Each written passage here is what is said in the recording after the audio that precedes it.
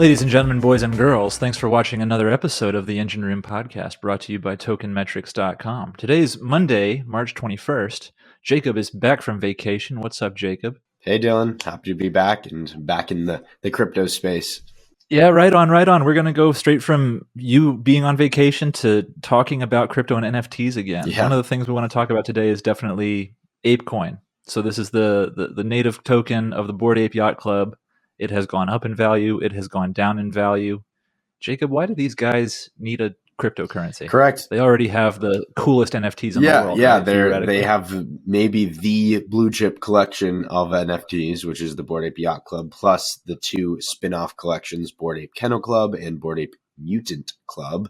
So yeah, they launched this, I want to say for utility, but I also want to say as a money grab.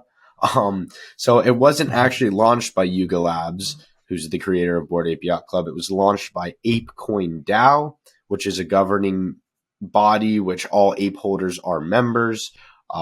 This is the day-to-day operations of the DAO is operated by the Ape Foundation, which has currently the initial board has 5 high-profile crypto investors consisting of Reddit co-founder Alexis, Amy Wu, who leads FTX's venture arm, Maria Bajwa, who's a part of Sound Ventures, Anima Cabrans Yatsu, and Dean Steinbeck of Horizon Labs. So each board member gets a 6-month term, yada, yada, yada. That's kind of how the DAO is run.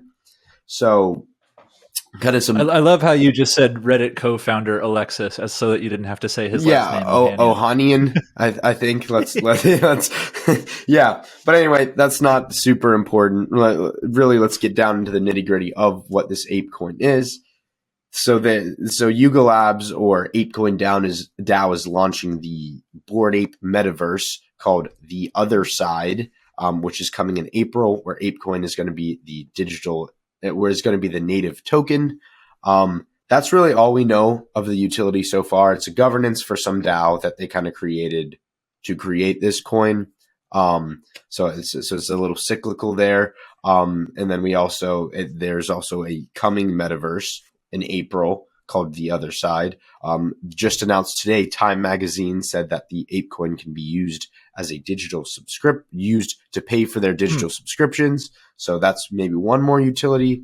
And the way this works is there was a good amount. So 62% of the tokens are held are specifically for any holders of Bored Ape, Bored Kennel Club, Bored Mutant, and then also for the DAO. So since the launch last week, for a month, anyone who holds these NFTs can get access to an airdrop of these tokens. So there were some people, obviously this was kind of blowing up on NFT Twitter. There are people who held like 30 Bored Ape Yacht Club NFTs, and they just immediately got launched like millions of dollars of US dollars worth of ApeCoin just for holding these NFTs. So then they kind of instantly sold them, switched it to Ethereum, and then were like made millions of dollars overnight. Like I saw one tweet, which was really funny. This guy said, "I'm at work right now and none of my colleagues know that I just made $3 million overnight." So very interesting. Right now it's trading at 10. The ApeCoin is trading at $10 with a fully diluted market cap of $10 billion. Dogecoin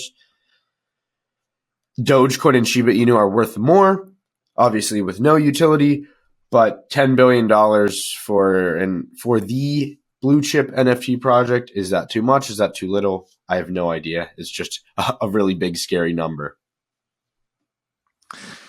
Yeah, anyway, people are going to want to trade this thing. I know Bill has talked about trading ApeCoin on the live stream in the past. If you're hearing these words and you want to trade the cryptocurrency pertaining to the definitive NFT collection, probably, then be sure to check out our live stream 5 days a week right here on this YouTube channel. We go live. Bill goes live, I should say. Bill goes live 5 days a week at 1 p.m. Eastern.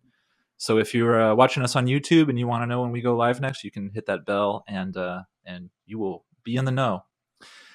But quite enough about ApeCoin, Jacob. We have to talk about Latin America now. So when we talk about crypto in Latin America, El Salvador has kind of planted that flag. But now there's good speculation that Honduras is about to do the same thing that El Salvador did. And this this comes from the horse's mouth, the horse being none other than the president of the country, Xiomara Castro, or maybe that's Hyamara Castro, begins with an X. Not sure how to pronounce that. But the president of Honduras says that El Salvador shouldn't be the only country escaping dollar hegemony.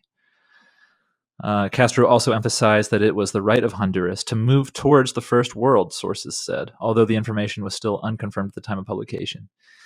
I kind of interpret this as the Honduran president wants you to know that he knows what Bitcoin is. That's kind of mostly what I'm taking away from this. Whether or not they actually do adopt it as legal currency, the key takeaway here is Honduras says, yes, we're also into crypto. We just haven't done anything about it yet, but we may do it in the coming days. So would this be the third country to adopt Bitcoin as a legal tender? Because when I was out, I'm pretty sure Ukraine was the second. Oh, no, Ukraine didn't adopt it as a legal tender. They simply legalized legalized certain digital assets. Got it. So it will be it's not about making. No, it's not about buying groceries with Bitcoin in Kiev. It's about providing a legal framework for people to send humanitarian aid in the form of cryptocurrency. So is Honduras making an illegal tender, or are the rumors that Honduras is doing the El Salvador thing? Yeah. Theoretically, that's the speculation here. That's what the president is basically saying. Hey, we're thinking about doing this, and we very well may do that. Maybe they let out a little teaser to see what the reaction is. Hey, we're probably going to be doing this. Sure. If it's all good news so far, then let's give it the green light. If there's a huge backlash, at the level of national politics, they absolutely test the waters with this kind of thing, doing articles like this. So it's not the most substantive thing in the world, but I wouldn't be surprised if we have more countries making the El Salvador move and legalizing Bitcoin and other cryptos as conventional currency for buying your Starbucks with. Now let's actually talk about El Salvador proper, because there's some interesting news. According to a survey released by the El Salvador Chamber of Commerce, almost nobody is using Bitcoin despite this radical legalization, making Bitcoin into that country's legal tender. So let's talk about a couple of numbers here. Where did my numbers go? Businesses, 92% of participants said that the implementation of Bitcoin has been indifferent for their business. 86% of the report says they have not made sales using the cryptocurrency. Yeah, I mean, I almost want to say that's a little bit of BS, because I remember talking about on this very podcast some months ago how people were protesting the adoption of Bitcoin, saying that it's good for nothing other than money laundering. And it wasn't just a few people in the streets, Jacob. They were burning the Chivo ATM. So 92% of people to say that this hasn't affected their lives at all, I think I'd love to know how the question was actually phrased on the survey. Is kind of where Well, I don't think it's affected their lives. I think it's the business owners saying 92% of business owners said it's been indifferent to their business. Indifferent to their business.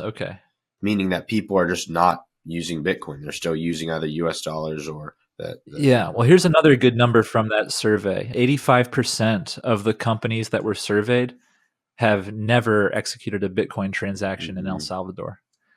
And I don't know. It's interesting that it's pretty easy for the crypto community to point to El Salvador as this example of a shiny utopian city on a hill. But when you actually look at what's actually going on there, people aren't taking advantage of this. It appears people aren't taking advantage en masse of this new law. I mean, I'm trying to think is how else can this adoption be actually realized? So the El Salvador government airdropped $30 worth of Bitcoin into every citizen's Chivo native wallet. So they already got the money. They made it a law that every business has to accept it. They now have Chivo Bitcoin ATMs. They're really pushing it. The president's tweeting about their Bitcoin holdings almost monthly, maybe weekly.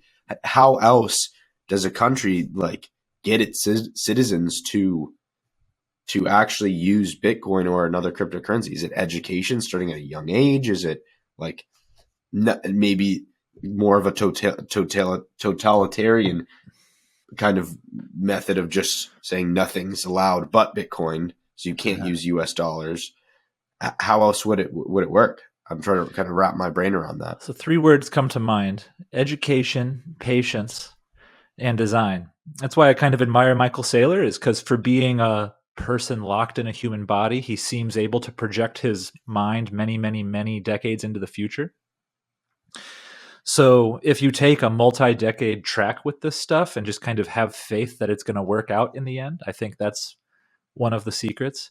Education obviously matters, of course. You got to get them hooked young, and now we're seeing younger and younger crypto users all the time. So who knows what those guys will end up building in 30 years time from now, when we have a bunch of other technologies coming of age and maturing. And then design. This stuff has to be simple to use. If it's hard to use, people aren't going to use it. It's I would argue that crypto is pretty hard to use right now. Yeah. We haven't found like the iPhone of crypto yet. And I don't, maybe we never will. Maybe this stuff is too esoteric right now in its current form. Yeah, I mean, I just came back from Colombia, and there was a few places that accepted cryptocurrency. For example, this art shop in one of the barrios accepted Tether. So first of all, I was immediately turned off because it's Tether. But at the same time, it's like, even if I held Tether, I just probably would have just given them cash.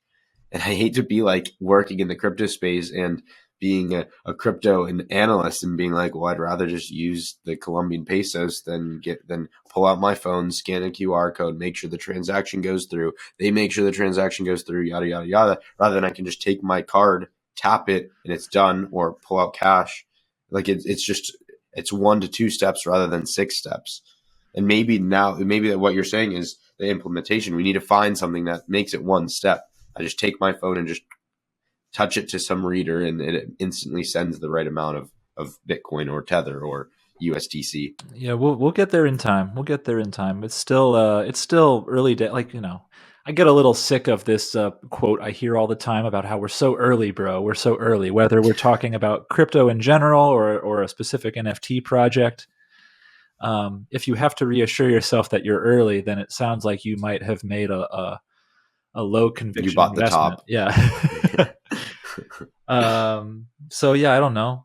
That's why I enjoy doing this podcast, is because you get to kind of sit and hold the handles on the seat and watch and just kind of be an observer and interpreter. Yeah, I mean, you were saying earlier, because I was like, okay, I've been gone for 10 days. Give me crypto news. And you said, well, I'm just standing in this river and everything's just flowing by me. Yeah, that's the end of the forest. Which I think is a great metaphor. Anyway, I think that'll do it for this edition of the podcast today. I want to thank our audience for hanging out with us and chatting crypto. Jacob, Bill, and I do this podcast 3 days a week until further notice. But until then, we are very happy to be holding up interesting external guests, reviewing the news, and just generally being whatever kind of good crypto resource we can in this podcast form factor. So thanks for watching. We'll see you next time.